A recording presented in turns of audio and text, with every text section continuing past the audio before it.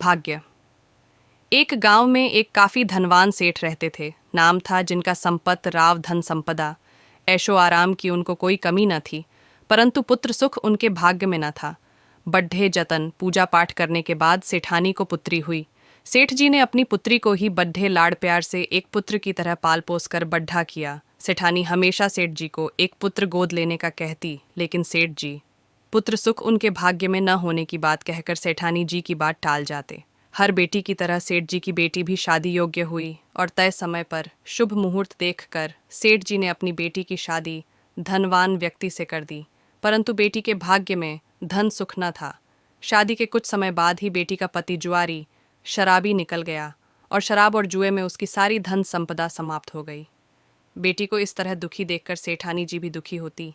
एक दिन सेठानी जी ने सेठ जी के पास जाकर अपनी बेटी के दुख पर चिंता जताते हुए कहा, आप दुनिया की मदद करते हो, लेकिन यहाँ हमारी खुद की बेटी दुखी है, आप उसकी मदद क्यों नहीं करते? सेठ जी भी बेटी के दुख से दुखी थे, लेकिन वे जानते थे कि जिस तरह उनके भाग्य में पुत्र प्राप्ति नहीं थी, ठीक उसी तरह बेटी के भाग्य में भी अभी सुख नहीं है। उन्होंने सेठानी जी को समझाते हुए कहा, भाग्यवान, अभी उसके भाग्य में सुख नहीं लिखा है। जब उसका भाग्य उदय होगा तो अपने आप सब मदद को तैयार हो जाएंगे और खोई हुई धन संपदा फिर से प्राप्त हो जाएगी। लेकिन सेठानी जी को तो अपनी बेटी के दुहक की चिंता खाए जा रही थी। एक दिन सेठ जी किसी काम से दूसरे शहर गए हुए थे, तभी उनके दामाद का सेठ जी के घर आना हुआ। सेठानी जी ने बड्ढी आव भगत से अपने दामाद का आदर किया और उन्हें स्वादिष्ट भोजन ग्रहण करवाया। तभी उनके मन में बेटी की मदद करने का विचार मन में आया और उन्होंने सोचा, क्यों न मोतीचूर के लड्डुओं के बीच में सोने की अशर्फियाँ रखकर बेटी के घर भिजवा दी जाए।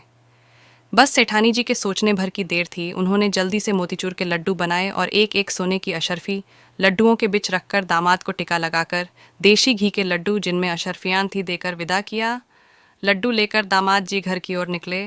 रास्ते में उन्हें एक मिठाइयों की दुकान दिखाई दी। दामाद जी ने सोचा, इतना वज़न कौन घर लेकर जाए, क्यों न लड्डू मिठाई की दुकान पर बेच दिए जाए।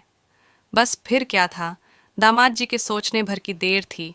उन्होंने लड्डुओं से भरी थैली मिठाई की दुकान पर बेचकर नगद पैसे ले लिए और खुश होकर घर की ओर निकल पड़े। उधर सेठ जी बाहर से आए तो उन्होंने सोचा, क्यों न घर के लिए देसी घी के मोतीचूर के लड्डू ले चलूं। आगे जाकर सेठ जी भी उसी दुकान पर गए जहां उनके दामाद ने मोतीचूर के लड्डू बेचे थे।